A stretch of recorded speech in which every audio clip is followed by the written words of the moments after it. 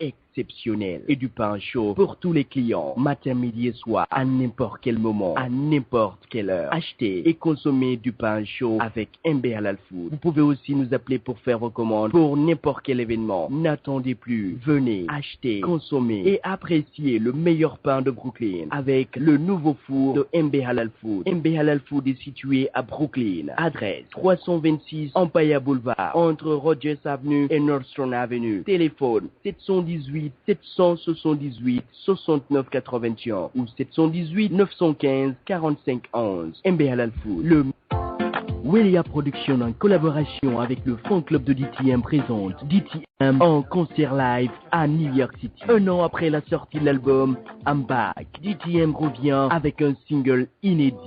Oh, baby, Laisse couler, le nouvel opus de DTM, suivi d'une cérémonie de remise de prix le 2 décembre à partir de 17h. DTM. Après une tournée mondiale, un succès phénoménal, il revient pour servir les fans de New York City. Sponsor, Bar Reality Group, Medrog and DNA Testing, Seydouba SCN, Serima Multiservices, Barry Travel Agency, Adaya Inc. Restaurant, Fouta Restaurant, La Nomade Restaurant, Bailo Design, Ivoire TV, Transfast, concert, présenté par Nasser Diallo, Management, DJ Alpha, DTM, en concert live à New York City, dimanche 2 décembre à partir de 17h. Adresse, Cornell Hayes, 650 Grand Concours, Bronx, New York, 10 451. Pour plus d'informations, contactez le 347 743 94 59. 347 743 94 59. Alors, vous êtes donc toujours à l'écoute donc de notre émission. Voilà, depuis pratiquement une heure, nous recevons le secrétaire général de la NGR. Il s'agit donc de M. David Camara qui répondait donc à nos questions. Alors, nous allons permettre aux auditeurs, d'engager un peu le débat avec notre invité. Ça sera donc des questions assez courtes puisque nous n'avons pas assez de temps afin que notre invité puisse répondre donc au maximum de vos préoccupations. Voilà.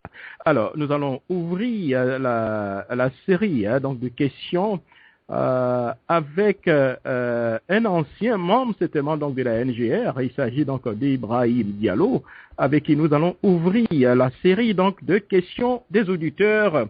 Alors, Monsieur Camara, vous êtes en ligne avec nous, n'est-ce pas? Alors, Monsieur Camara? Oui, je suis là. Moi, je vous écoute. Du côté de New York avec Ibrahim Camara. Ibrahim. En ligne. Voilà. Diallo, allez-y pour votre question. Voilà, merci beaucoup, Jacques Roger. Bonsoir à tout le monde et bonsoir aussi à M. Camara. Voilà, j'ai écouté M. Camara, mais je suis vraiment un peu surpris d'entendre avec M. Camara que Dr Fayan a été le vice-président chargé des affaires politiques au niveau de la NGR. Vous avez vu, je crois, que c'est ce qui prouve peut-être aujourd'hui cette cacophonie qui existait au sein de ce grand parti, parce que nous avions vraiment adhéré au niveau de la NGR, parce que nous avions vraiment cru au programme de la NGR. Nous avions vu que c'est l'un des partis qui avait vraiment beaucoup plus de propositions, de bonnes propositions pour notre pays. La NGR aujourd'hui est l'un des partis qui a vraiment les plus grands programmes, il faut le dire, de projets de société pour un pays, qu'on peut proposer pour un pays.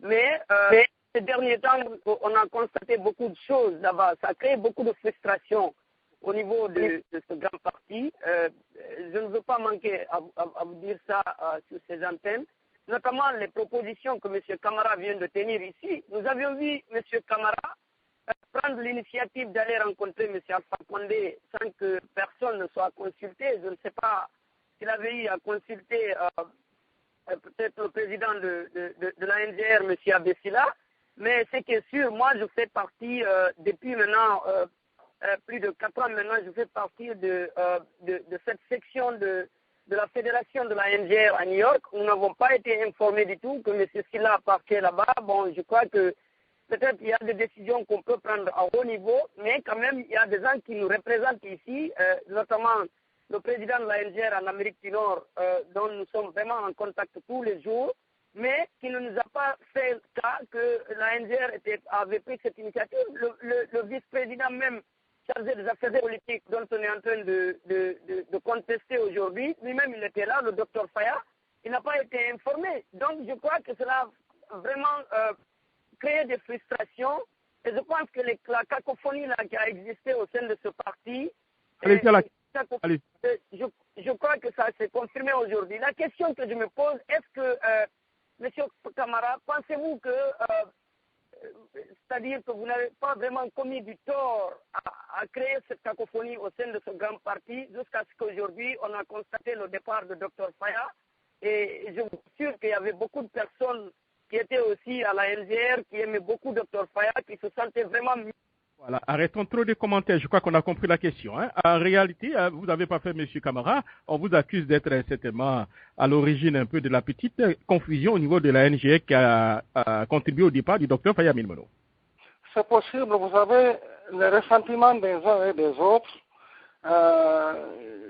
j'ai beaucoup de respect pour ces ressentiments, mais je n'ai pas conscience d'avoir organisé ou était à l'origine d'une quelconque cacophonie au niveau de la NGR. Pour l'information de M. Diallo, je lui dirais que quand j'ai été rencontrer le chef de l'État, Dr Faya Milmono n'était plus en Guinée, il était déjà aux États-Unis. Ça, c'est le premier élément d'information. Et la deuxième chose que je voudrais rajouter à ça, c'est que dans le cadre du fonctionnement d'un parti politique, il y a certaines dispositions qui se prennent qui n'ont pas besoin de beaucoup de publicité avant d'être établies.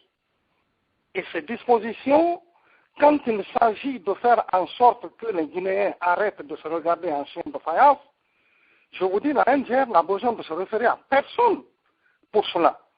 Et je crois l'avoir dit dans une interview que j'ai accordée à Guinée News, personne ne peut prétendre imposer à la NGR de devoir se référer à lui pour pouvoir aller rencontrer le chef de l'État parce que c'est un procès qu'on nous a fait en disant que la NGR a fait cavalier seul, elle est partie voir le chef de l'État et tout ça, et sans consulter personne. J'ai répondu à cela. Je dis, est-ce que vous pensez que quand Cellou Dalein va voir Alpha Condé, il en parle à la NGR? Quand Cellou Dalein va aller voir Alpha Condé, il va le voir, même si Dia ne le sait pas. Quand Sidia va voir Alpha Condé, il va le voir tout seul. Personne n'en sait rien.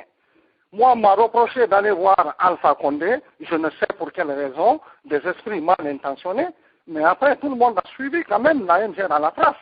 Parce qu'après moi j'ai vu Alpha Condé aujourd'hui, demain déjà, c'est Cellou Dalein qui le voyait. Et moi, j'ai vu Alpha Condé 30 minutes, mais Cellou Dalein l'a vu 3 heures. Et après ça, excusez-moi, Fodé Oussou, que beaucoup de gens décrivent aujourd'hui, Fodé Oussou a été voir Alpha Condé. Lansana Kouyaté a été voir Alpha Condé. Mouktar Diallo a été voir Alpha Condé.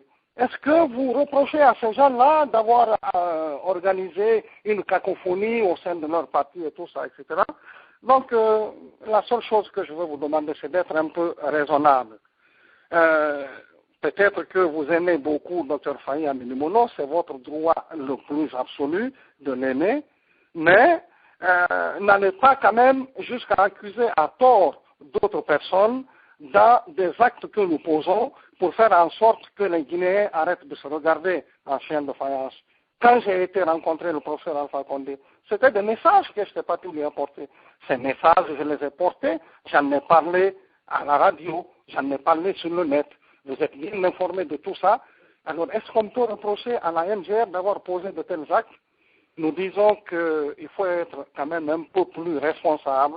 Quand vous voyez que la situation est bloquée dans votre pays, si par une quelconque de vos démarches, vous pouvez faire en sorte que la tension baisse, faites-le. L'histoire vous en acquittera. L'humanité vous en sera reconnaissante. Peut-être pas aujourd'hui, mais demain. Alors, merci beaucoup. Exceptionnellement, je crois que M. Diallo, qui était donc un ancien membre de votre parti, je pense qu'il est avec le bloc libéral, exceptionnellement, en 15 secondes, je crois que vous voulez un autre follow-up rapidement, 15 secondes. Bon, pour l'information de M. Diallo, je ne suis pas surpris qu'il soit dans le bloc libéral. je vais vous dire quelque chose par rapport à cette démission de Dr Faya Milimono. Figurez-vous que dès le lendemain de mon arrivée en Guinée, il y a des hauts responsables bien placés dans les partis politiques qui m'avaient déjà informé que Faya Milimono allait démissionner. Ça, c'est bien avant que j'aille rencontrer le chef de l'État. Ça, c'est bien avant que j'aille à la réunion de la CENI. Donc, c'est quelque chose de bien préparé que j'ai trouvé. Mais comme on le dit très bien chez nous en bon africain, un enfant qui veut pleurer, mon frère vient un peu le tapoter sur le dos. Quand cet enfant crie, vous allez vous retrouver devant le TPI pour maltraitance d'enfants. C'est ce que je peux vous dire là-dessus comme précision. Voilà, merci. Jacques Auger, je voudrais d'abord dire à M. Camara que ce n'est pas parce qu'il a reçu cette information que moi, en tout cas, j'ai adhéré au bloc libéral. Et je crois bien que Dr Faya, c'est quelqu'un aujourd'hui qui reçoit, comment on appelle ça, l'unanimité de la plus grande partie de la jeunesse guinéenne aujourd'hui. Mais moi, je l'informe d'abord que moi, je savais que Dr Faya, j'ai commencé par ça. J'ai dit que Dr Faya était ici aux États-Unis quand M. Camara est allé rencontrer le chef de l'État. Je connais ça très bien. Et moi, ce qui m'a surpris dans cette démarche, c'est le fait qu'on a entrepris une démarche alors que nous-mêmes, on a été informés et c'est sorti dans tous les sites Internet du pays. Et il y a eu même des interviews qui ont été accordées à Dr Faya, qu'il est considéré qu'il est le vice-président chargé des affaires politiques du parti et que M. Camara vient nous dire que non, que lui, il n'a jamais appris cela. Et ensuite, il nous dit encore que non, que lui, il a pris l'initiative, qu'il n'avait pas besoin de contacter Dr Faya en tant que vice-président chargé des affaires politiques. Mais je comprends pourquoi il n'a pas fait. Parce que tout simplement, il dit que lui, il n'a jamais considéré comme le vice-président chargé des affaires politiques. Donc, je crois que c'est vraiment très dommage. Cette cacophonie-là doit arrêter. Et bon, c'est vrai qu'en tout cas, ce qui est important pour nous maintenant, nous voyons ce qui est important pour notre pays, pour la. Voilà, merci beaucoup à M. Diallo, on vous a parfaitement compris. Alors M. Camara, vous avez avant de prendre une autre personne, un petit mot? Oui. Non, moi je voudrais dire tout simplement à M. Diallo que j'ai parfaitement compris son inquiétude. C'est vrai qu'en tant que jeune, voilà des jeunes qui ont placé un grand espoir dans ce parti. Et si j'ai un conseil à donner à M. Diallo, je trouve qu'il fait déjà un tout petit peu fausse route en allant dans le bloc libéral. Il n'a qu'à rester dans la NGR. Nous aurons l'occasion de laver le linge sale en famille. Mais M. Diallo, c'est dommage que je quitte les États-Unis demain. Sinon, j'aurais cherché à vous rencontrer pour que nous parlions à bâton rompu. Parce que vous savez, comme j'ai dit, dans toute association humaine, des périodes d'incompréhension, ça peut arriver. Mais quand vous vous expliquez, il y a toujours un point de rencontre autour duquel l'unanimité peut se faire. Donc, réfléchissez encore. Il n'est jamais tard. Sachez toujours, comme vous l'avez toujours dit, que la NGR, c'est le parti qui a présenté le meilleur programme pour le pays et qui reste encore le meilleur programme pour le pays. On va encore ensemble défendre ce programme-là parce que l'avenir de la Guinée passe par là. Merci beaucoup. Allez du côté de quelqu'un qui était grand sympathisant aussi donc de la NGR, du Dr Faya Milimono, qui a rejoint le Dr Faya Milimono au bloc libéral. C'est M. Aboulaye Kodji. Allez-y pour votre question. Merci beaucoup, Roger. Bonsoir, M. Camara. Bonsoir, monsieur. Ok. Je voudrais attirer un peu votre attention sur beaucoup de contradictions dans vos propos. Oui. Tout à l'heure, vous avez dit que c'était pour la première fois dans le monde que quelqu'un qui est plus de presque 50% perd les élections au deuxième tour. Donc, ce qui vous confirme que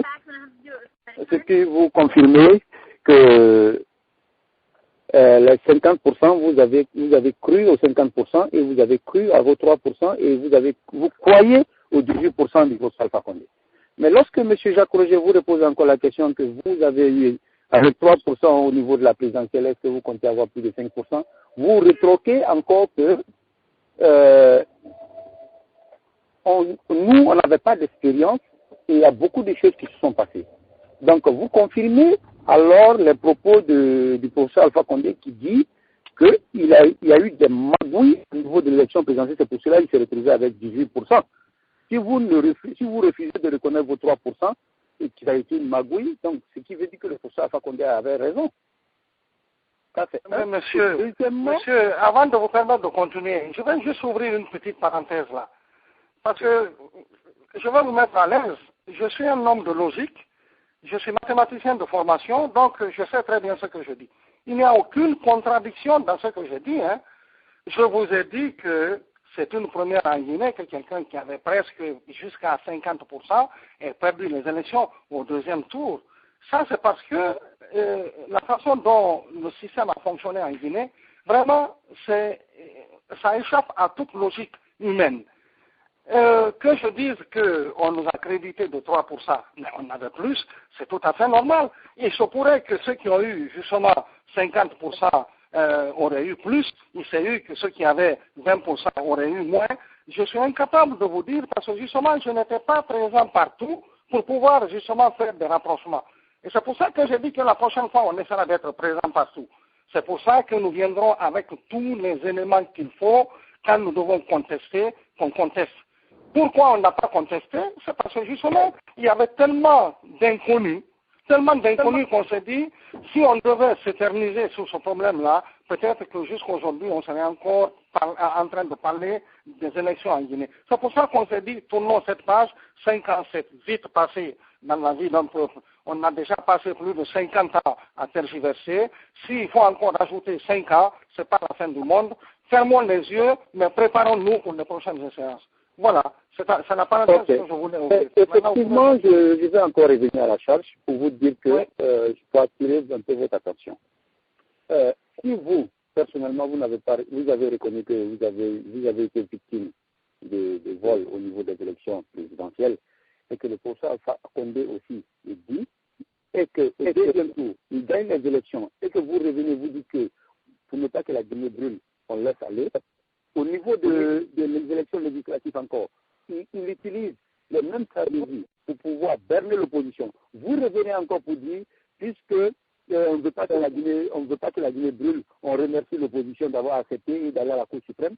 Je me demande quand est-ce que la Guinée va sortir de cette dictature. Parce que si vous, les leaders, vous vous dites à tout moment, il ne faudrait pas que la Guinée brûle, il ne faudrait pas que la Guinée fasse ceci, il ne faudrait pas que la Guinée fasse cela, alors que vous êtes au sommet et que le peuple est en train de souffrir en bas, vous le laissez faire et que quand les autres des gens veulent réagir, vous dites que vous donnez l'exemple de la France, vous dites ça, je sais juste paraphraser ce que vous avez dit, et que chacun a son tempérament. Je me demande là où la Guinée va.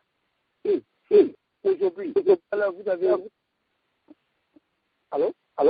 Oui, moi je suis, je vous écoute. Tout à l'heure, vous avez dit que vous n'allez pas travailler avec le professeur Alpha Condé, dès que vous en donnez vous en connaissez cette étiquette, alors que vous ne l'avez pas dit.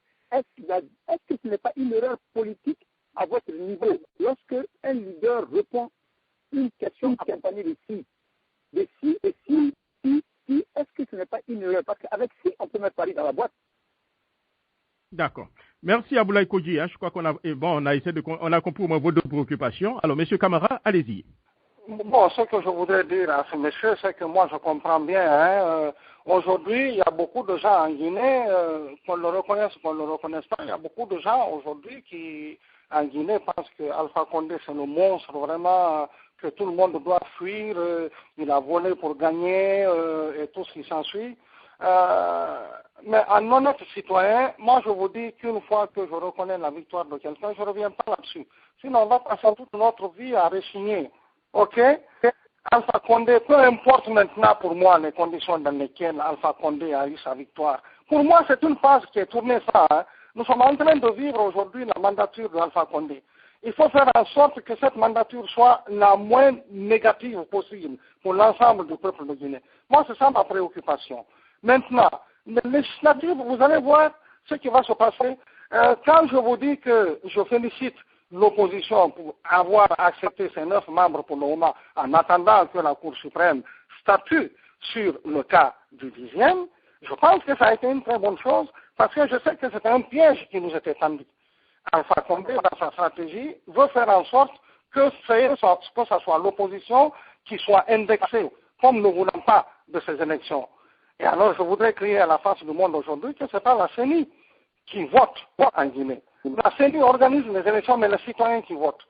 Et c'est les responsables politiques qui contrôlent justement la réalité de ces élections. Attendons que ces élections aient lieu. vous verrez très bien ce qui va se passer. Je pense que les magouilles que nous avons connues lors de ces dernières élections présidentielles, on ne les connaîtra plus jamais en Guinée. C'est pour ça que finalement ces élections législatives jusqu'à présent sont en train de traîner, parce que nous voulons nous assurer que ça sera des élections transparentes, crédibles et libres, que tout le monde devra accepter et qui seront incontestables. Mais pour ça, il faut s'entourer de toutes les précautions possibles, et c'est ça que nous sommes en train de faire. Vous allez voir si Alpha pourra encore voler. On le verra bien. Rapidement, 15 secondes à Bloy Koji, rapidement, je pense que vous n'avez pas fait 15 secondes, rapidement. J'ai l'impression que, merci beaucoup Jacques Roger, j'ai l'impression que M. Camara dédie à chaque fois les questions qui lui sont posées, et M. Camara répond à autre chose, à autre préoccupation que par rapport à nos préoccupations. Parce que tout à l'heure, quand Ibrahim a parlé de Dr Faya, il n'a pas saisi l'occasion qu'Ibrahim était membre de la NGR. Et là, moi, je ne parle pas du problème du professeur Alpha Condé. Moi, je parle du comportement de l'opposition. Lorsque vous m'amenez pour me dire que le professeur Alpha Condé, et je conteste les élections, non. Je m'inquiète de vos propos, M. Camara. Je ne m'inquiète pas de ce que le professeur Alpha Condé ait gagné ou pas. Pour moi, je l'ai dépassé, comme vous l'avez dit. Mais répondez aux préoccupations et évitez d'aller sur un autre terrain. Merci. Okay.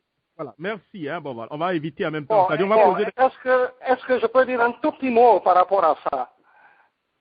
Je peux dire un petit mot par rapport à ça? Allô? Oui, allez-y, allez-y, M. Camara.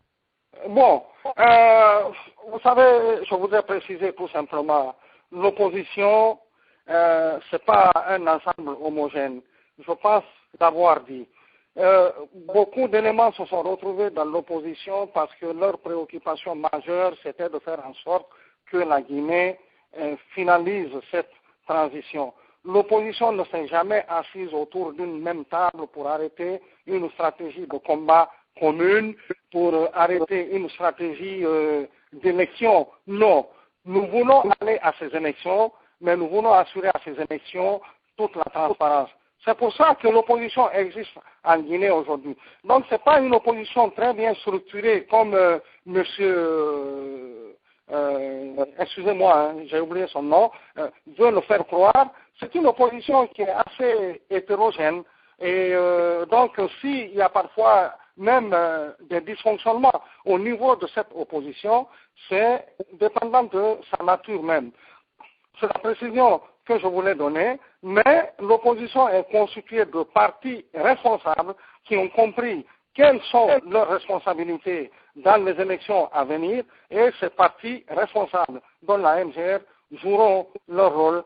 Et il m'a un peu taxé d'éluder le problème de Dr Faya. Pour moi, c'est vous qui faites du problème de Faya un problème d'État. Pour nous, Dr Faya a quitté la MGR, il a quitté la MGR. Vraiment, pour nous, la page est tournée.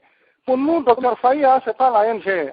La MGR, c'est pas Dr Faya. Donc, pardon, arrêtez maintenant avec cette histoire-là. Ceux qui veulent partir dans le parti de Dr Faya vont dans le parti de Dr Faya. Demain, nous viendrons leur dire bonjour. Demain, nous allons rigoler ensemble. Demain, nous allons discuter des problèmes de la Guinée. C'est ça notre vision de la Guinée. C'est pas parce que quelqu'un n'est pas avec nous que nous allons en faire un ennemi ou bien qu'on va chercher à tout prix à l'enfoncer. J'ai dit que nous ne reprochons absolument rien à Dr Faya et il en sera ainsi. Donc, de grâce, ceux qui veulent aller avec lui, vont avec lui. Ceux qui pensent que Dr Faya était même le président de la MGR, libre à eux de le croire. Honnêtement, moi, je n'ai pas du tout d'état d'âme par rapport à ça. Je voudrais préciser tout simplement, je n'ai jamais menti dans la vie, j'ai appris à dire la vérité. Donc, ce que je vous dis, vous y croyez, tant mieux. Vous n'y croyez pas, honnêtement, je ne veux pas en faire une maladie. Voilà, je vous remercie. C'est ça un peu aussi le jeu démocratique. Merci beaucoup. Oui, effectivement. Ouais. Merci beaucoup. Je vais directement du côté de notre frère de Cancan, Mamadi Camara, voilà, grand, voilà, supporter du président Alpha Condé. Alors, Mamadi, rapidement, allez-y pour votre question pour M. Camara. Merci beaucoup, Jacques. Merci, M. Camara, mon frère. Monsieur Camara, bonsoir. Je sais que tous les camarades sont de la même origine, donc celui-là, c'est véritablement un frère. Oui, mon père même s'appelle David. Donc, vous voyez. Nous sommes la Guinée là. Je ne sais pas pourquoi vous avez accepté M. d'être le président de votre parti. Le mandat, c'est pour nous les camarades, non? Non, ça vous avez raison, mais pour ne pas justement qu'on nous taxe de vouloir tout garder pour nous, parce que tout le monde sait que la Guinée appartient aux camarades, on s'est dit justement pour donner cette belle leçon d'ouverture, on va laisser un Simla diriger le parti, et on va lui venir en aide, comme ça tout le monde comprendra la nouvelle physionomie que la Guinée doit avoir. À partir du moment où les Simla et les camarades sont susceptibles d'être ensemble pour mener un combat, quelle belle leçon pour l'ensemble du peuple de Guinée. Voilà mon frère et camarades. Ok. Ma question est que je pense que le top de la NGR, c'est de rejoindre UFDG parce que selon les Guinéens, ces anciens premiers ministres ont participé au retard de la Guinée. Donc, même votre militant n'ont pas voulu vous rejoindre quand vous avez parti rejoindre Selou Dalein. Donc c'était parti là-bas seul, mais sans votre militant. C'est pourquoi le professeur a remporté. Et dans le temps, j'ai lu dans quelque part qu'il n'y a que les Kenyaka priaient pour Abessila pour qu'il se rejoigne la famille. Et aussi, je pense que, parce que je pense que ça fait près de 40 ans, Abessila n'a pas fait 2 mois ou bien 1 mois même à Conakry. Est-ce qu'il y aura la possibilité de diriger la Guinée? D'accord. On a compris vos 2 préoccupations. La première préoccupation, il pense que votre plus grande erreur, c'est donc le deuxième tour, vous avez rejoint donc monsieur Selou Dalein Diallo, alors que la majeure partie de vos militants voulaient monsieur Alpha Condé. Ensuite, monsieur Abessila, il pense que monsieur Abessila aussi clean comme le professeur Alpha Condé, puisqu'il n'a pas dirigé la Guinée. Il pense que les anciens premiers ministres ont contribué à la destruction un peu donc de la Guinée. Voilà. Je crois que ce sont ces préoccupations. Ok. Mon frère camarade, merci beaucoup pour ces questions-là. Je pense que quand nous intervenons dans des émissions de ce style-là, nous nous devons de dire la vérité aux gens. Je vais être honnête avec tout le monde. Nos militants qui nous ont quittés pour avoir rejoint Selou Dalein, c'est pas parce que Selou Dalein a été ancien premier ministre de la Guinée. Ils nous ont quittés parce que Selou Dalein était un peu. Et ça, c'est une réalité qu'il faut dire aux gens. Il ne faut pas voiler ça. Il faut le dire. Et justement, nous, notre force, c'était de montrer à la Guinée que Peul, Malinké, Soussou, Forestier, toutes les ethnies de la Guinée pouvaient être ensemble pour reconstruire ce pays. Il ne fallait pas aller chez quelqu'un parce que c'était ton frère, parce que c'était quelqu'un de ta communauté. Il fallait aller chez quelqu'un parce que vous partagiez la même vision. C'est pour ça que nous avons été chez Selou. Et nous reconnaissons que beaucoup de nos militants ne nous ont pas compris. Mais vous savez, dans l'histoire de l'humanité, il est souvent arrivé à beaucoup de dirigeants d'être trop loin en avance sur la population. Et souvent, effectivement, ces leaders ont été des incompris et parfois beaucoup se sont fait lyncher. Un cas d'école, c'est le cas de Mahatma Gandhi, que tout le monde vénère aujourd'hui.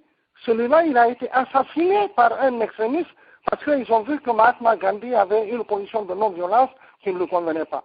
Et peut-être qu'aujourd'hui, nous-mêmes, aujourd'hui, nous sommes au pilori parce que nous sommes sur cette voie, mais vous savez, la roue de l'histoire est tourne. Hein? La roue de l'histoire est tourne. Donc, je voudrais bien que tout le monde comprenne que Selou Dalein, ce n'est pas parce qu'il est peu qu'il n'est pas bon. Et les gens ne nous ont pas suivis, chez Selou parce que Selou est un ancien premier ministre. C'est pas vrai. C'est pas vrai. Parce que Selou était un peu, et je voudrais qu'on enlève ça de notre tête, qu'on comprenne que la prochaine fois, quand il est question que des alliances se fassent, les partis doivent davantage regarder les programmes des candidats que leur couleur ethnique. Voilà. Et je ne sais pas, ma deuxième remarque, c'était quoi j'ai oublié. Bon, je ne sais pas, peut-être que j'aurai l'occasion de revenir là-dessus sur la deuxième remarque, mais bon, tout ça se lit, et je pense peut-être avoir fait d'une pierre deux coups. Voilà. Merci beaucoup. Hein. Nous allons aller du côté, donc, après un Karama, nous allons prendre un Kourma. Hein. Un Kourma, mais Kourma, pas de question. Bonsoir, Jacques Roger. Bonsoir, monsieur Camara. Bonsoir, monsieur Kourouma. Merci beaucoup. Donc, je viens de vous prendre en marche. Vous avez dit beaucoup de choses. C'est franc, c'est direct. Bon, j'apprécie ça. J'étais un grand sympathisant de la NGR, mais les choses sont en train de tourner d'une façon, ça ne m'encourage pas tellement. Je ne sais pas si ma question a été posée ou pas. Et elle était très simple. Après l'absence de Dr Faya Minimono à la NGR, parce que Faya était un élément très très important au niveau de la NGR. Pour nous, c'est l'homme qui a mis vraiment la NGR sur l'échiquier guinéen. Il était partout. On se demandait même est-ce que Faya vraiment avait le même point de vue que M. Abbé Silla. Nous, on a posé beaucoup de questions. On a même eu la chance de poser la question à M. Abbé. Il a dit que bon, Faya, la NGR, c'est la liberté. Chacun est libre de dire ce qu'il veut. Ça prouve encore une fois de plus qu'il y a la démocratie au sein de la NGR. Maintenant, après l'absence de Dr Faya qui est en train de créer son propre parti, nous n'entendons plus parler de la NGR. La NGR est allée où? C'est un parti qui est dans les tiroirs ou qu'est-ce que vous faites vraiment pour attirer les gens envers vous? Parce que mon frère m'a dit, camarade venait de vous demander, Abbé Silla, il n'est pas agressif, on ne le voit pas à Conakry, on ne le voit pas sur le terrain comme les Syriens, les Selou. Or, c'est quelqu'un qui est clean, c'est quelqu'un qui a une grande opportunité après Alpha Condé qui peut faire quelque chose. Mais nous ne voyons pas ça. Et nous qui voulons militer dans ce parti-là, ça nous crée énormément de problèmes. Quel est votre point de vue à cela? Merci, monsieur. Voilà, moi, je suis très heureux, monsieur Camara, de vous entendre, monsieur Kourouma, de vous entendre que vous voulez militer pour ce parti. Vous savez, chaque parti politique a son mode de combat politique. Vous savez, nous qui avons la chance de vivre à l'extérieur, il faut voir un tout petit peu comment est-ce que le monde politique vit ici. Les échéances électorales, quand ça arrive ici, les candidats s'empoignent, on a l'impression qu'ils vont se taper les uns sur les autres, tellement que c'est virulent. Mais une fois que les élections sont terminées, la vie, elle continue son train normal. Hein. Les gens ne sortent plus pour dire celui-là, il est mauvais et tout ça, etc. Non, chacun continue sa vie jusqu'aux prochaines élections. Ok. Vous dites que vous n'entendez plus la NGR. Vous ne voyez plus la NGR. Et j'ai dit au début, vous avez bien fait de préciser que vous venez de nous prendre en marche. La NGR, c'est un parti qui ne fait pas trop de bruit. Hein. C'est un parti qui est sur le terrain, qui travaille, qui fait ce qu'il doit faire pour l'amélioration du quotidien du peuple de Guinée. Mais vous entendrez la NGR le moment venu, quand les élections vont arriver, vous verrez, ça va bientôt être les élections législatives. Quand ça va arriver, vous entendrez la NGR. Les élections législatives, vous l'entendrez. Les élections présidentielles, vous entendrez la NGR. Mais vous n'allez pas entendre la NGR tout le temps sur les antennes, sur Internet, pour insulter Alpha Condé, Alpha c'est ceci, Alpha c'est cela et tout ça, etc. Je pense qu'il faut faire un peu preuve de maturité politique dans ce cadre-là. Il faut parler quand il faut parler. Quand il faut parler tout simplement pour faire plaisir aux gens, ça ne va plus. Donc, pardon, n'ayez crainte. La NGR vit très bien.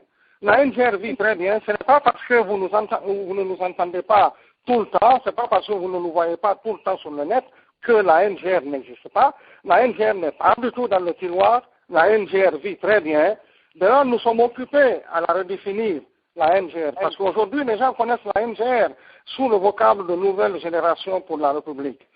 Je suis en train de discuter avec AB pour donner une nouvelle dimension à cette NGR. Cette NGR finira par englober tous ces vieux partis politiques-là qui sont en Guinée aujourd'hui. Vous allez voir, On va d'abord commencer par vous dire que c'est cette nouvelle force démocratique qui a pour vocation le rassemblement du peuple de Guinée. NFDR, PG, tout ça est parti dedans déjà. On va rajouter les autres plus tard quand on aura fini de travailler là-dessus. Monsieur Kourouma, je viendrai vous chercher pour que vous m'accompagniez sur le terrain pour porter la bonne parole.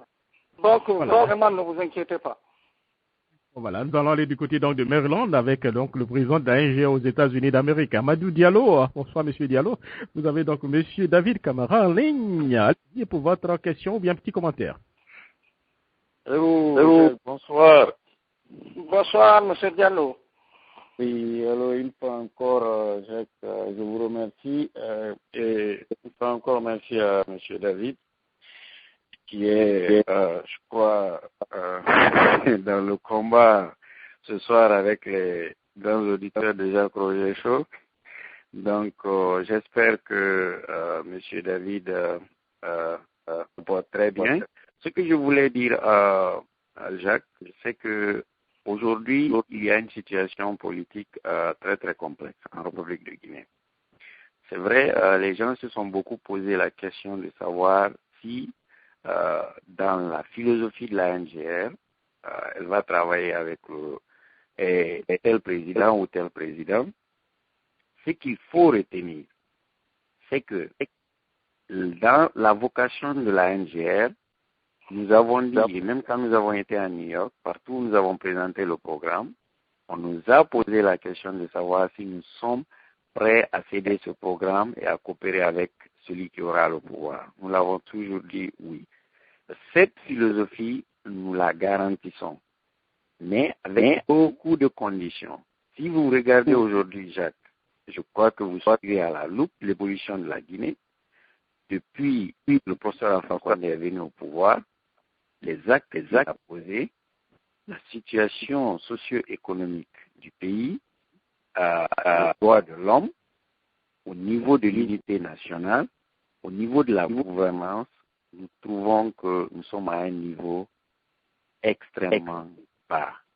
Ce qui par ricochet peut dire aux gens que, à cet état actuel, et de ce que nous avons fait comme lecture au niveau de cette gouvernance, nous ne pouvons pas nous associer avec un pouvoir qui dirige le pays de cette façon. C'est dans cette condition que nous nous retrouvons dans le collectif des partis d'opposition pour réellement battre à ce qu'il y ait des bases fondamentales d'une démocratie moderne. Donc, la question ne se pose pas, c'est que c'est clair et net qu'avec une gouvernance de cette façon, la NGR ne peut pas du tout travailler avec un pouvoir, n'importe lequel qui œuvre dans ce sens.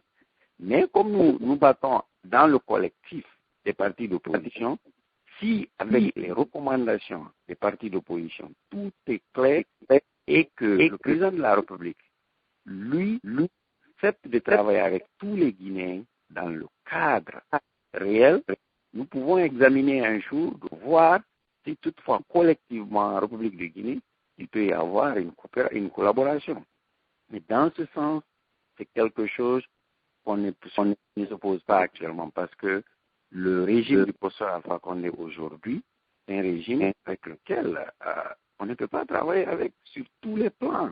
Il y a un niveau extrêmement bas gouvernance démocratique. Donc, ça, il n'en est pas question actuellement et nous espérons que le président de la République va réfléchir, il va changer de tactique et il va venir vers l'opposition pour que l'on puisse avoir des élections libres et transparentes et qu'on ait une Assemblée nationale pluraliste qui compose de bons cadres qui vont réfléchir à un programme de développement pour faire avancer le pays. Et dans ce sens, je crois que tous les Guinéens pourront avoir le bénéfice. Et un autre point non moins important que je tiens à signaler, nous n'avons pas eu de polémique lors du départ de Faya. Je rappelle une fois encore que Dr Faya Milimono est vraiment une personne qui a été une personne maîtresse de la NGR.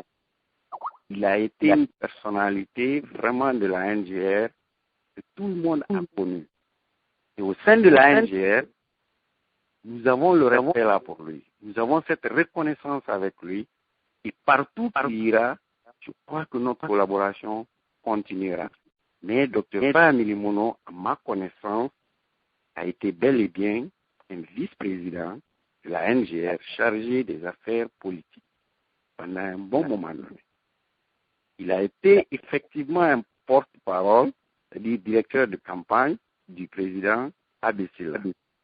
Mais je le reconnais et je le rappelle, je le reconfirme, à ma connaissance, Dr. Faye a effectivement occupé le poste de vice-président au sein de la NGR.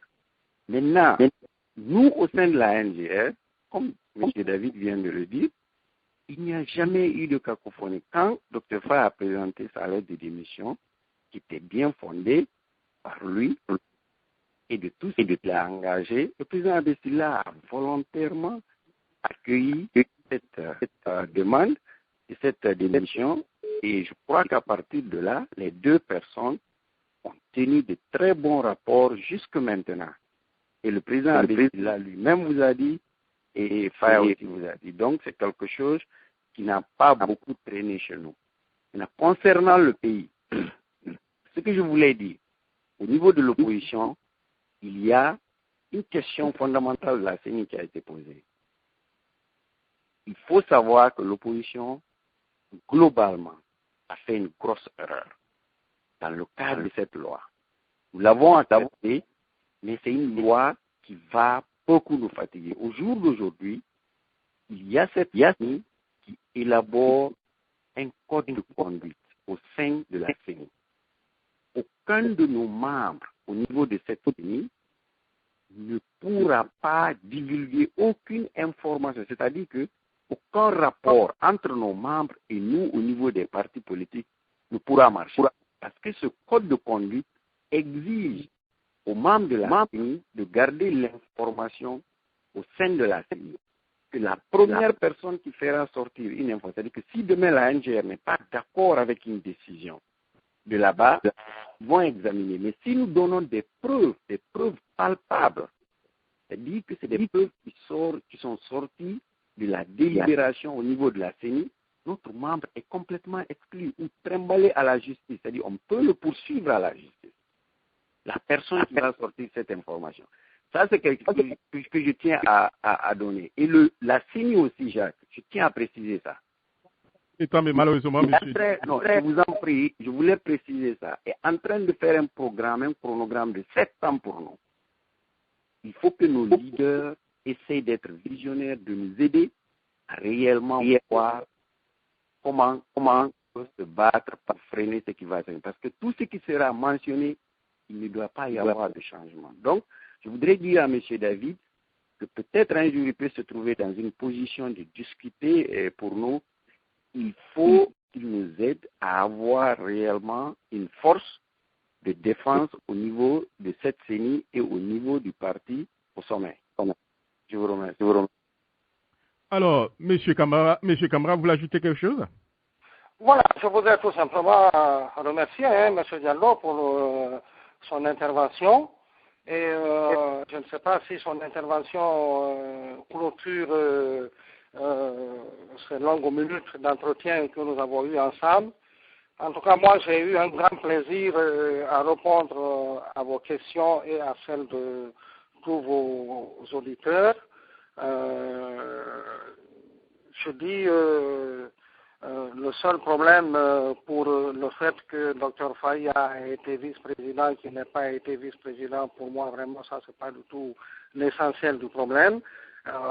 Surtout quand on sait que la NGR a été créée ici, aux États-Unis, ici. Peut-être que Dr. Faye a occupé cette position ici avant de rentrer en Guinée. Moi, Dr. Faye, je ne le connaissais pas.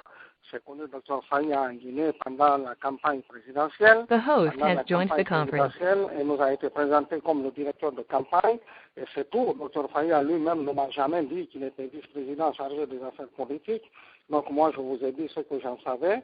Mais ce n'est pas du tout un objet de polémique non plus, qu'il ait été vice-président et qu'il n'ait pas été vice-président. Il a joué un très très grand rôle dans ce parti. Il a été très très déterminant, en tout cas dans le combat que ce parti a mené. Et encore, je tiens à me joindre à ce que mon frère Diallo a dit. Dr Faya, nous lui sommes totalement reconnaissants pour tout le boulot qu'il a fait pour ce parti. Et c'est pour ça que vous ne sentirez jamais, au plus grand jamais, au niveau de qui ce soit de la NGR, une quelconque agressivité vis-à-vis de Dr Faya. Voilà, c'est les précisions que je voulais donner pour ceux qui pensaient qu'on cherchait à le combattre, on a cherché à le diminuer, on a cherché à le décrédibiliser. Ça n'a jamais été l'objet de notre combat. L'objet de notre combat se situe ailleurs que de s'autodétruire. Donc, j'espère que j'aurai l'occasion, en tout cas, de retrouver encore tous vos auditeurs à une prochaine occasion, parce que pour le moment, je suis en Belgique. Il se pourrait que je revienne encore chez vous avant d'aller pour les prochaines élections en Guinée. On attend d'abord que la CENI se prononce sur le programme et on verra bien quelle est la date réaliste qui va nous être proposée. En tout cas, je ne pense pas que ces élections vont avoir lieu dans les 2 mois qui suivent, comme le professeur Alpha Condé nous l'avait fait croire. Parce qu'une élection législative, il y a plusieurs étapes par lesquelles il faut passer. Rien que la révision du fichier électoral, ça prend 3 mois. Ça, c'est la loi qui le dit. Une fois que ça c'est terminé, il faut minimum 70 jours avant les élections elles-mêmes. Ça veut dire qu'il faut un minimum de 5 mois encore si on respecte en tout cas les termes de la loi. Mais comme en Guinée, on a l'habitude de transgresser la loi, on verra très bien ce qui va nous être dit. Voilà, c'est tout ce que je voulais donner comme précision. Voilà, merci beaucoup. On va aller prendre certainement l'avant-dernière question. Madame Tunkara, je ne sais pas s'il y a M. Sida qui voulait intervenir. Madame Tunkara, allez-y. Je suis là, monsieur, c'est là aussi, et sur votre ligne. Bonsoir, monsieur Camara. Bonsoir, madame. C'est Hadja à New York. Ok. Ah ouais, Hadja, comment ça va? Ça va. Ça va bien. Ça va, je vous écoute. Ok, merci. Donc, M. Jacques Roger, je voulais juste vous dire que M. Silla Abbé n'a jamais fait 3 mois en Guinée. C'était pour vous dire que M. Jacques Roger Abbé Silla, c'est un homme qui est respecté même dans sa famille, maternelle et paternelle. Est-ce que vous avez une question, madame? Ils doivent comprendre que Abbé Silla, c'est un enfant béni. Ouais, qui a madame, toujours... là, on aura les commentaires un peu plus tard, puisque M. Silla, nous allons pas... M. Kamara. J'ai une question à pour M. Kamara. Allez-y. India, quel que soit Pédix, qu'India ne lâchera pas son enfant, leur fils, pour n'importe quelle heure, n'importe quelle personne. Et qu'India, il n'y aura plus de vol là-bas. Ça, c'est interdit. Nous avons dit merde à ça. Ça, c'est fini. Bon, M. Camara, la seule question que j'ai pour vous, oui. Comme M. Abbé Silla avait dit en Guinée, dans son interview, qu'il est prêt à travailler pour le gouvernement. C'était pour rentrer dans le gouvernement du professeur Alpha Condé ou pour venir l'assister pour le développement de son pays, en tant que vrai fils de son pays. Merci. Ça, c'est une question qui est assez difficile à répondre de ma bouche elle-même. Quand vous dites que vous êtes prêt à travailler avec quelqu'un, ça dépend du poste que ce quelqu'un vous propose. Donc moi, Abbé Silla travailler avec Alpha Condé, ça peut être comme ministre, ça peut être comme conseiller, ça peut être comme tout ce que vous voulez, mais c'était pour faire en sorte que ce problème récurrent de l'électricité en Guinée trouve finalement une solution pour de bon. Mais Abbé Silla a toujours précisé qu'il ne l'aurait pas fait tant que certaines conditions n'auraient pas été réunies. Mais comme on n'en est même pas là, je dis pour moi, ça c'était toujours au conditionnel. Considérer que vraiment ça a été peut-être une question piège à laquelle il n'aurait jamais dû répondre, je ne sais pas. Parce que je ne vois pas Alpha Condé appeler Abessena pour travailler avec lui. Je ne vois pas Abessena demander à Alpha je ne sais pas moi, de l'inviter à travailler avec lui. Donc pour moi, considérer ça comme quelque chose, une parenthèse. Les journalistes ont posé cette question parce qu'eux-mêmes ils s'inquiétaient du sort de la Guinée. Ils ont voulu savoir si jamais Abbé était invité à travailler dans ce cadre-là, il allait faire quelque chose. Abbé a dit oui. Donc il a dit publiquement qu'il est à la disposition de son pays. C'est plus que suffisant. Je crois que les retombées de ça, c'est encore moins maintenant que dans les prochaines jours électorales. C'est ce que je voudrais donner comme précision là-dessus. Voilà, nous allons du côté de la Belgique rapidement avec Prince Ba. Prince Ba, allez-y pour votre question. Oui, bonsoir Jacques Rosier, bonsoir M. Camara. Bonsoir M. Oui, en fait, je voudrais juste faire remarquer qu'on accuse Abessila de ne pas être souvent en Guinée. Je voudrais dire que c'est un faux débat parce que le professeur Alpha Condé, avant qu'il ne soit, comment je vais dire, président, il n'a jamais, lui non plus, passé, disons, 3 mois en Guinée. Il a toujours erré du côté de la France, donc c'est un faux débat. Il ne faudrait pas, comment je vais dire, amener le débat de ce côté. Et je voudrais aussi faire remarquer que je suis d'avis avec vous quand vous dites que comment je vais dire, si Dalin a perdu des élections en 2010, c'est pas parce qu'il a été Premier ministre du général Lansana Conté, mais c'est tout simplement parce qu'il est Peul. Et c'est une triste réalité. Voilà, comme on me fait remarquer qu'on n'a pas de temps, je voudrais me limiter là. Et franchement, je suis quand même content de votre combat. Il faut continuer et bonne chance. Merci. Alors, merci beaucoup, monsieur. Voilà. Alors, au moins, voilà.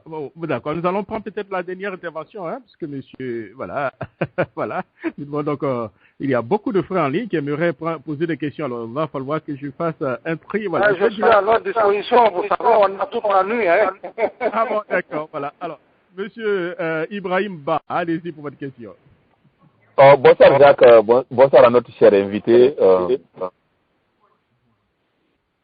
Bonsoir, monsieur. Ok. D'abord, je vais faire un petit constat avant de poser ma question. La NGR était, à un moment donné, bien représentée aux États-Unis, bien implantée, avec notre frère Saïko, Ibrahim Diallo dans le temps, et puis Dr Faya Milimono, ça allait très très fort. Mais aujourd'hui, nous constatons que malgré l'engagement, les compétences de notre frère Saïko Diallo ici, la NGR presque est amputée de ses pieds. Pensez-vous qu'avec le départ de Dr Faya Milimono, surtout du fait qu'aujourd'hui la NGR a un pied dans l'opposition, un pied dans la mouvance présidentielle, ne pensez-vous pas que le parti est en train d'être réduit au silence parce qu'on n'entend pas la voix de notre frère Abessila? Merci. Voilà, je vous remercie beaucoup pour cette question. La situation que la NGR vit aujourd'hui n'a rien à voir avec Dr Faya, parce que bon, comme vous le savez, si Dr Faya a été très très actif ici, Dr Faya a décidé de partir en Guinée. Il vit en Guinée. Donc je ne vois pas en quoi si Dr Faya était de la NGR, il n'aurait pu vous être utile ici. Bon, je pense que le problème de la NGR au niveau des États-Unis, c'est vous qui devez vous retrouver, essayer de procéder à une réorganisation, essayer de redynamiser le parti. Je crois que l'erreur que la plupart d'entre nous commettons, c'est que aussi longtemps que le premier responsable du parti lui-même ne prend pas des initiatives, ne convoque pas les gens, il n'y a pas une autre personne qui prend de telles initiatives.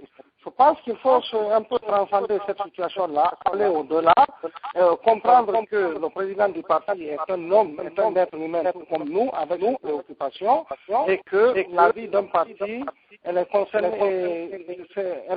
tout le monde, que chacun prenne ses responsabilités. Donc voilà. Et, maintenant, le fait que la NGR, on l'entende très peu, je pense que je me suis prononcé là-dessus. Ce n'est pas parce qu'un parti parle tout le temps qu'il vit.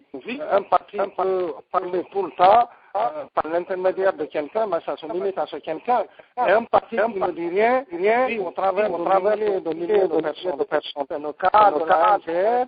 Sur le terrain en Guinée, je peux vous assurer que la NGR vit très très bien en Guinée. Les activités continuent. Il y a pas mal d'activités qui sont entreprises par la NGR à l'intérieur du pays. Ces activités vont montrer, il y a des gens qui suivent ça. Donc ne vous inquiétez pas, la NGR vit très très bien.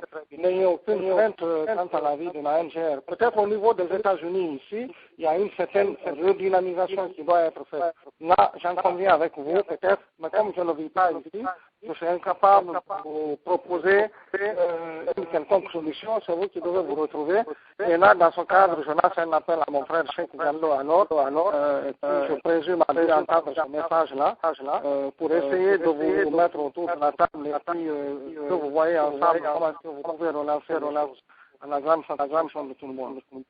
Alors, nous allons aller du côté donc de Mme Fanta Diallo, qui était donc, je crois, militante donc de la NGM et qui a rejoint le bloc libéral du Dr Faya aussi. Alors, Mme Diallo, allez-y pour votre question. Bonsoir. Bonsoir, madame. Oui, allô? Oui, allô, vous êtes en ligne, allez-y, madame. Bonsoir, monsieur Camara. Bonsoir, Mme Diallo. Ok. Moi, j'ai une seule question. Je veux savoir pourquoi le président de la NGR garde le silence par rapport au fait qui se passe au pays. Et j'avais lu sur Guinée Bio encore que le président, que la NGR a signé un pacte secret avec le RPG. Est-ce que c'est vrai? Bon, je vais peut-être commencer par la dernière question. C'est pas vrai. La NGR n'a rien signé avec qui que ce soit. Dénoncé par qui? Dénoncé par M. Fassine Touré. Vous savez, je ne sais pas si c'est sur Internet que vous avez vu ça. Je vous inviterai à faire beaucoup attention sur ce que vous lisez sur Internet. Moi, il y a beaucoup de sites guinéens Internet sur lesquels je ne vais jamais parce qu'il y a des gens qui se sont fait passer pour des spécialistes fantaisistes qui racontent du n'importe quoi. Il leur suffit de rêver de quelque chose et puis on met ça sous le net. Donc, on entraîne les gens dans du faux et dans la confusion. La NGR n'a jamais rien signé avec qui que ce soit. La NGR, aujourd'hui, est dans l'opposition. Elle assume ses responsabilités dans cette opposition jusqu'au jour où on ira aux élections. Le jour où on ira aux élections, le rôle de la NGR dans cette opposition sera terminé, en tout cas dans sa configuration actuelle. C'est pour ça que cette opposition s'appelle... en tout cas, la branche dans laquelle appartient la NGR, c'est collectif des partis politiques pour la finalisation de la transition. C'est juste pour aller jusqu'à la finalisation de la transition. Quand ça sera terminé, chacun va retrouver sa liberté d'action, chacun fera ce que bon lui semble, chacun ira s'associer avec qui il veut. Pour le moment, on n'est pas là. Nous avons un combat qu'il faut terminer et ce combat, on le terminera dans le cadre de l'opposition. Donc, dire qu'il y a eu un accord secret avec le RPG, je vous dis que c'est faux, il n'y a jamais eu d'accord en quoi que ce soit. Voilà. Je ne sais pas si je réponds à votre question. Voilà, vous répondez oui. Nous allons aller du côté du forestier, monsieur Jean-Pierre Guilavogui. Voilà, le Soromou en ligne. Merci Jacques. Bonsoir, M. Kant, les grands auditeurs de Jacques Géchaud. Moi, je suis Loma. En général, en Guinée, tous qui viennent du sud, des ethnies qui sont regroupées là. Moi, je suis Loma. Pour tes informations. M. Camara, vous êtes en parler que à chaque fois que nous parlons de CELU ou à chaque fois qu'on parle de l'UFDG, on parle de Peul. J'ai écouté avec beaucoup d'attention et de regret dans votre narration en disant que vous vous êtes alliés au second tour avec Cellou Dalein Diallo, puisque ils sont taxés de Peul. Mais vous n'êtes pas sans savoir que dans les démarches que les partis prennent au niveau national, pour vos informations, nous sommes en train de vous écouter, d'écouter tous les leaders politiques. C'est à partir de ce moment que nous faisons des choix. Allez-y à la question, on n'a plus assez de temps. Allez à la question. C'est de savoir, à vous attendre parler, vous pensez que vous êtes le leader ou le parti c'est-à-dire d'unification de la Guinée, le parti de paix, le parti qui va prendre le flambeau pour développer, pour amener la Guinée à un lendemain meilleur, par votre jugement des faits. Bon, je ne sais pas si, M. Camara, vous avez bien... C'est fini, c'est ça votre question? Oui, c'est sa question, oui. Voilà, je voudrais dire à ce monsieur que je ne pense pas qu'il m'ait très bien compris. Je n'ai jamais dit que quand on parle de Cellou, on parle de Peul. Je n'ai jamais dit ça. Et il faudrait bien que les auditeurs le comprennent. J'ai dit que les militants de la NGR qui ont boudé notre parti ne nous ont pas boudés parce que Cellou Dalein est un ancien premier ministre de la Guinée. Ils nous ont boudés parce que Cellou Dalein était un Peul. C'est ça que j'ai dit. Premièrement. Deuxièmement, maintenant, pour répondre à votre question, non, je vous dis, si ce n'était pas notre ambition de devenir le porte-flambeau de la liberté en Guinée, on ne se serait pas lancé dans le combat. Maintenant, je ne vous dis pas que pour le moment, nous avons atteint notre objectif. Mais notre combat s'envers ça. Parce que nous avons remarqué que jusqu'à maintenant, les partis que nous avons trouvés sur le terrain ont été incapables de faire en sorte que les Guinéens soient beaucoup plus unis qu'ils ne le sont aujourd'hui. Donc nous pensons que nous avons notre grain de sel à apporter dans ce cadre-là. Et nous pensons que les actes que nous avons posés jusqu'à maintenant vont dans ce sens et prouvent que nous sommes un parti qui est un parti en vertu, un parti qui a un message très large, un parti de la main. C'est le message que nous portons. Donc, mon cher frère, nous avons cette ambition-là, et je pense que nous en avons la vocation, et nous mettrons tout en œuvre pour aboutir à cela. C'est le message que j'ai voulu apporter. Maintenant, s'il y a d'autres partis en Guinée, s'il y a d'autres groupes en Guinée, qui sont capables même de tels résultats, vraiment aidez-moi à les connaître, parce que ces partis, ces mouvements, je les cherche, pour que nous unissions nos forces pour pouvoir gagner ce combat beaucoup plus vite qu'il ne le faut. Voilà, je vous remercie. Alors, Monsieur Amara Kourouma, notre frère de Massanta, allez-y pour votre question. Merci, M. Jacques. Bonsoir à M. Camara. Bonsoir, M. Camara. Oui, M. Camara, je voudrais tout simplement vous dire que quand vous avez parlé de l'alliance avec M. Cellou Dalein Diallo, M. Camara, vos militants se sont sentis trahis. Parce que il n'y a pas un leader politique comme Abessila et M. Faya Minimono. Il n'y a pas, je n'ai jamais rencontré pendant le premier tour un leader qui a critiqué les anciens premiers ministres plus que votre parti politique. Donc, si vos militants se sont rendus compte que c'est là que vous avez critiqué, vous l'avez rendu responsable, vous voulez rejoindre ces gens-là, à cause de ça, vos militants ont refusé de vous rejoindre. Parce qu'ils se sont sentis trahis. Monsieur David, de deux, vous parlez des résultats des élections présidentielles du deuxième tour.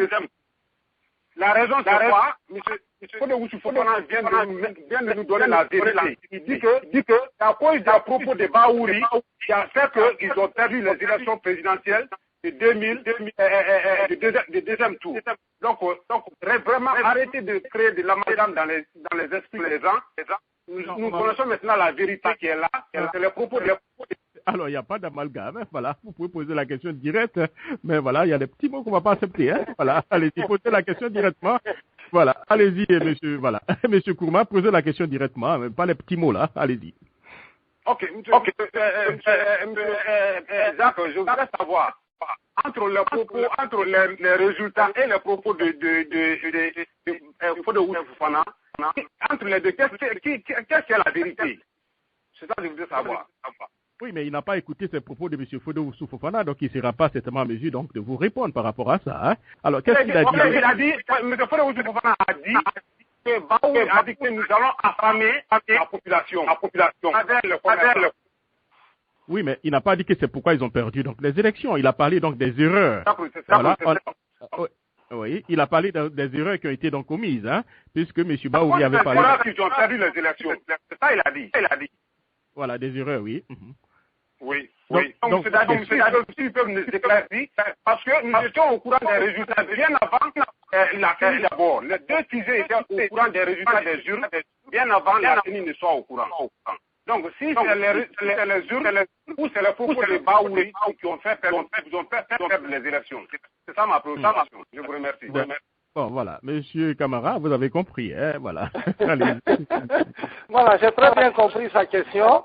Bon, vous savez, à supposer que Dr. Fodé-Oussou ait dit vrai, pourquoi avoir attendu jusqu'à maintenant pour dénoncer une telle situation? Je me pose la question. Vous savez, la Guinée, ou on l'aime ou on ne l'aime pas. Mais quand vous aimez la Guinée, quand une faute se situe au niveau de quelqu'un, même si ce quelqu'un est dans votre camp, vous devez le dénoncer. Parce que vous mettez la Guinée au-dessus de l'intérêt d'un individu. Jusqu'à maintenant, je ne comprends pas les motivations de Dr. Fodé-Oussou d'avoir attendu jusqu'à maintenant pour faire ces révélations-là. Donc, pour moi, c'est une cuisine intérieure au niveau de l'UFDG et que je déplore beaucoup d'heures du reste. Et j'espère qu'ils auront tous la maturité politique qu'il faut pour pouvoir un peu se mettre au-dessus de cette cacophonie-là et discuter des vrais problèmes du pays et puis des vrais problèmes peut-être qui s'opposent à eux. Maintenant, quant à Senoudalé, moi je vous dis, pensez de Senoudalé ce que vous voulez. C'est vrai qu'Abessila a beaucoup critiqué tous les anciens premiers ministres de la Guinée. Il l'a fait et il le fera encore, jusqu'aujourd'hui encore il le fait.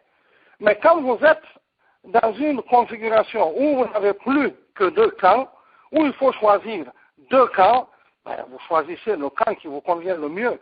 Je ne dis pas peut-être que vos raisons d'ailleurs que vous allez invoquer sont des raisons objectives, ça peut être subjectif, mais en tout cas, vous vous basez sur certaines considérations pour choisir tel ou tel camp. Il s'est trouvé qu'il y avait deux camps. La NGR ne voulait pas adopter une position de neutralité.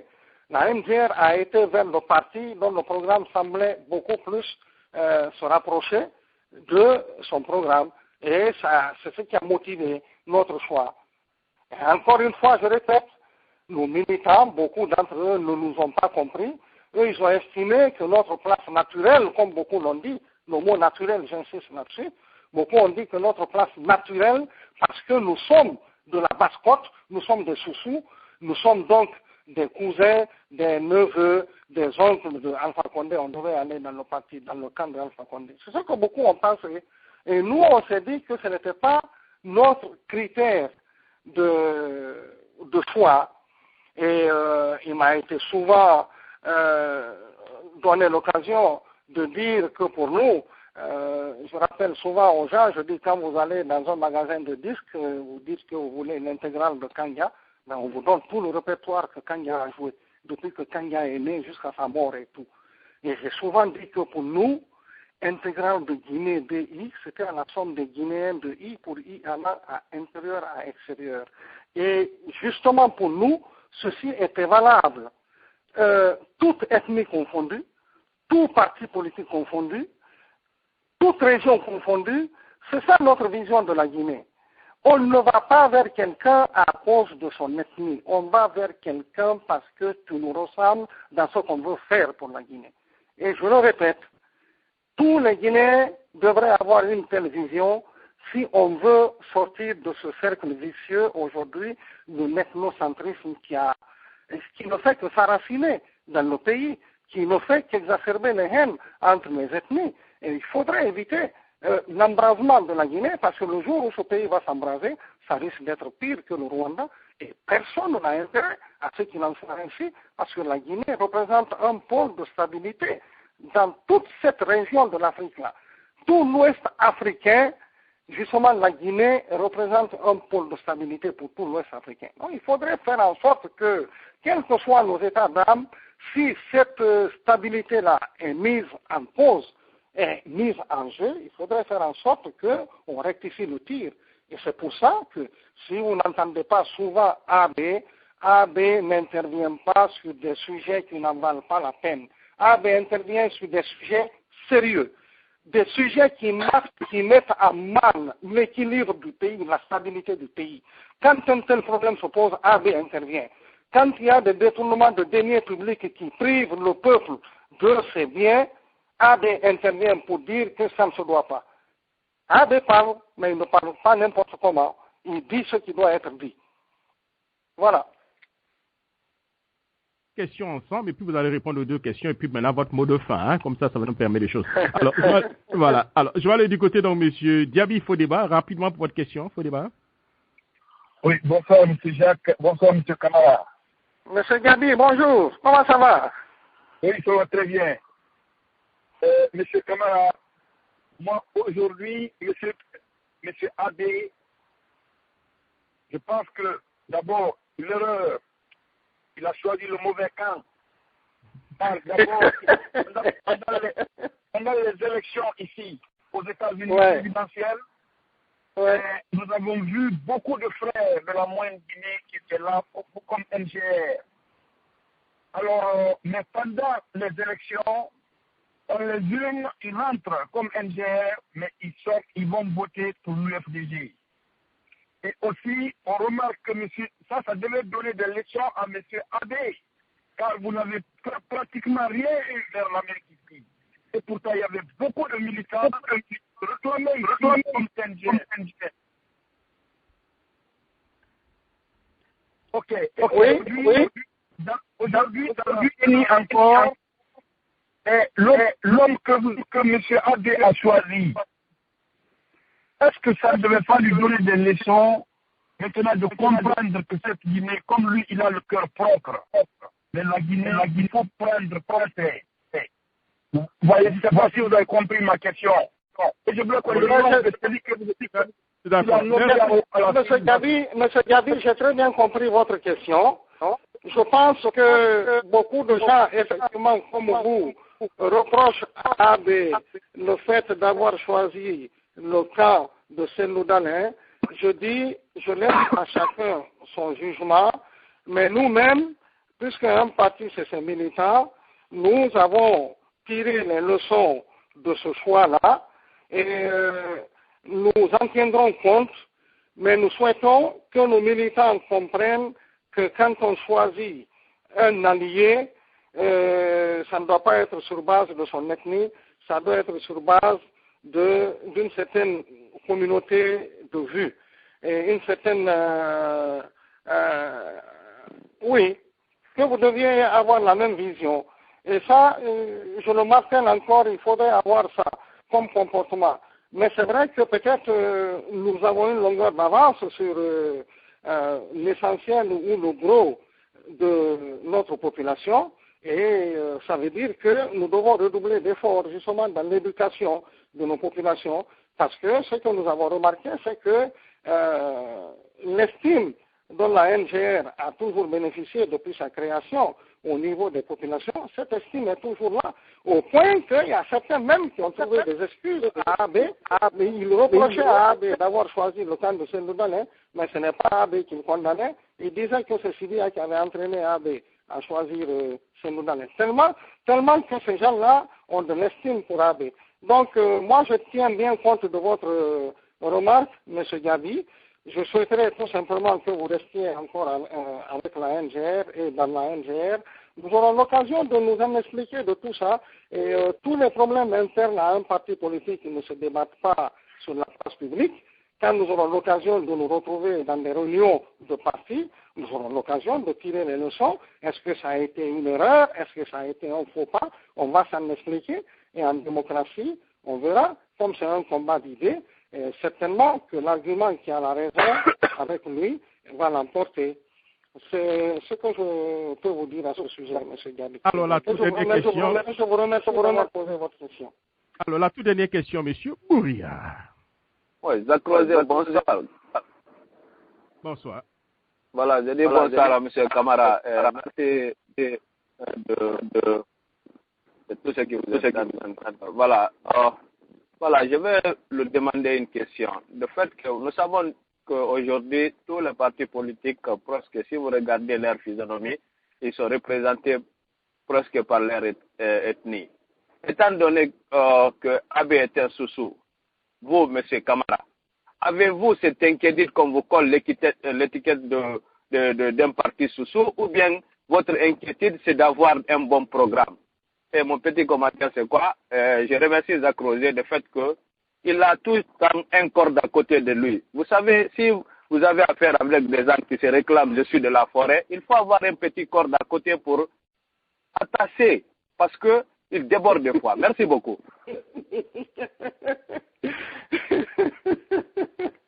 Je vous remercie beaucoup, M. Ouri. Nous n'avons aucune inquiétude qu'on traite notre parti de parti sous-sous, parce que la majorité des cadres qui dirigent ce parti sont loin d'être des sous-sous. Je suis pratiquement le seul sous-sous qui soit proche de Abessila. Sinon, le gros des troupes, c'est des Malinqués, c'est des Peuls, c'est des forestiers. Parce que pour nous, la Guinée ne se résume pas à un problème d'ethnie. La Guinée se résume à un problème qui va au-delà.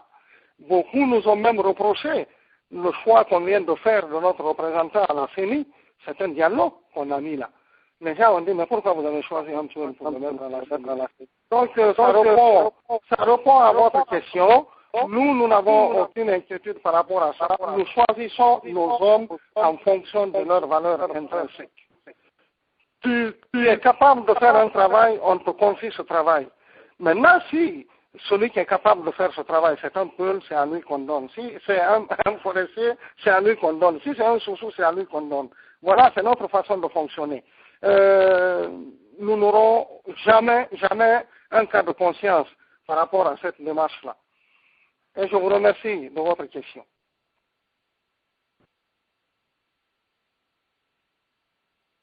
Allô? Oui, allô? Oui, M. Fodeba allait un peu loin. M. Fodeba avait dit, mais est-ce que là n'est pas certainement un peu une erreur pour lui?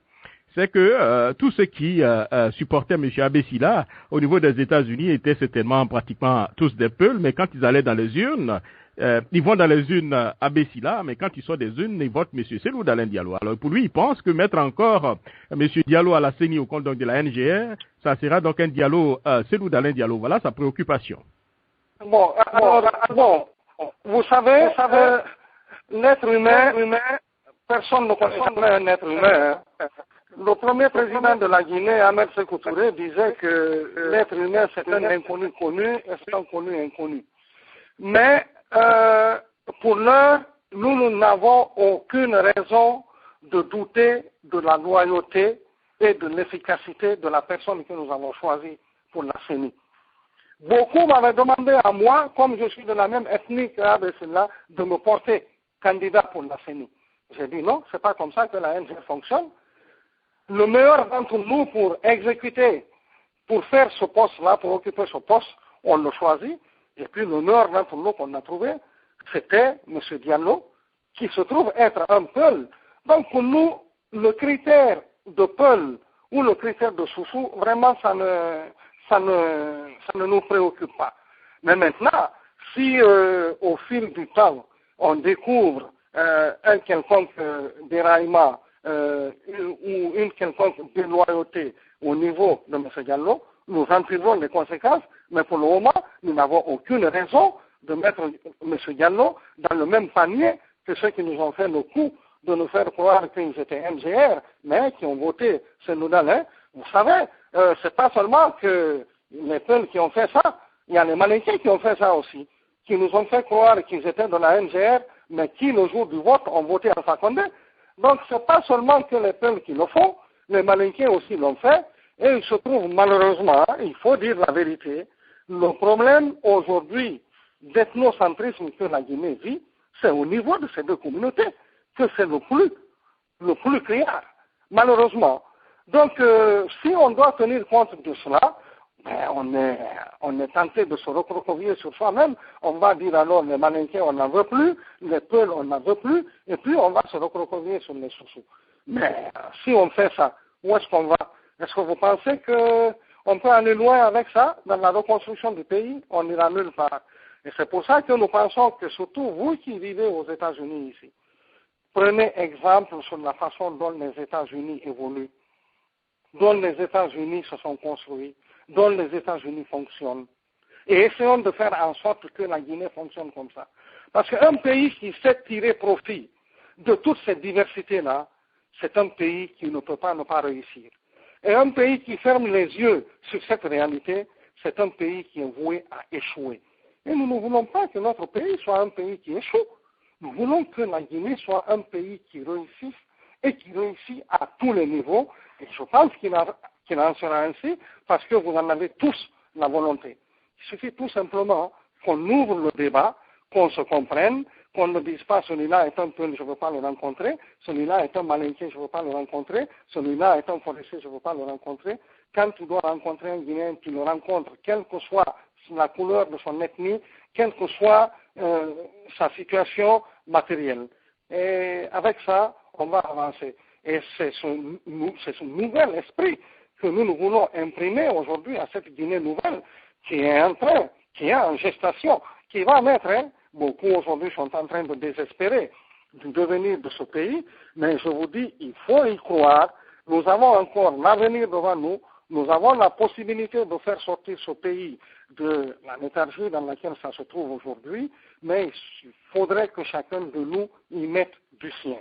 C'est fondamental si on veut que ce pays ressemble à ce que nous voulons qu'il soit.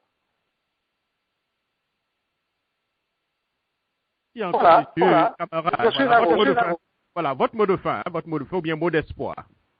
Bon, le mot de la fin, le mot de l'espoir, je pense que peut-être j'aurais dû vous dire que c'était le mot de la fin, le mot de l'espoir que je viens de dire. Encore à tous mes frères guinéens qui sont ici.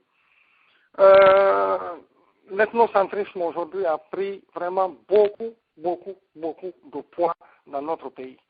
Faisons en sorte que cela disparaisse de nos réalités. Faisons en sorte que nous nous occupions des problèmes essentiels de la Guinée. Faisons en sorte que l'eau courante soit une réalité dans le village le plus reculé de la Guinée. Faisons en sorte que l'électricité se trouve dans toutes les maisons de la Guinée. Faisons en sorte que l'instruction se retrouve au niveau de tous les jeunes Guinéens. Faisons en sorte que les cadres guinéens soient les meilleurs de l'Afrique et pourquoi pas du monde. Faisons en sorte que les plus grands entrepreneurs de l'Afrique soient des Guinéens. Je pense que si nous avons une telle démarche, si nous avons une telle mentalité, nous en avons la capacité. Nous le pouvons. La Guinée a été à un moment donné de son histoire le miroir, en tout cas, de l'Afrique occidentale. Nous pouvons le redevenir assez rapidement. Alors, toutes les petites querelles intestines qui peuvent nous diviser, il faudrait apprendre à les taire, parce que ça ne nous avance pas. Et ça ne nous grandit pas. Ça ne peut que nous traîner en arrière. Donc je pense que la Guinée mérite mieux que ça. Je vous remercie tous d'avoir pris le temps de m'écouter. Personne n'est jamais parfait. Il n'y a jamais rien qui soit parfait. Mais avec la volonté de tendre vers cette perfection, je pense que nous pouvons y parvenir. Je vous remercie en tout cas de toute l'attention que vous avez prêtée à cette longue interview que nous avons eue ensemble. Je pense que ça ne sera pas la dernière. J'aurai probablement l'occasion encore de revenir chez vous. Il y aura d'autres actualités brûlantes du pays dont on aura encore l'occasion de reparler. Merci beaucoup à tous.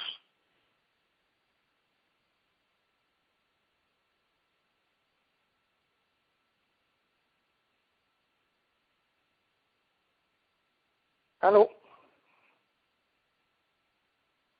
Allô, merci beaucoup, hein, monsieur David Camara. Voilà. Alors, je disais un très grand bonsoir à monsieur Abetila, qui nous a montré bien d'ailleurs. Voilà. Merci, au revoir. Au revoir. Welia Production en collaboration avec le Fan Club de DTM présente DTM en concert live à New York City. Un an après la sortie de l'album I'm Back, DTM revient avec un single inédit. Oh, baby, let's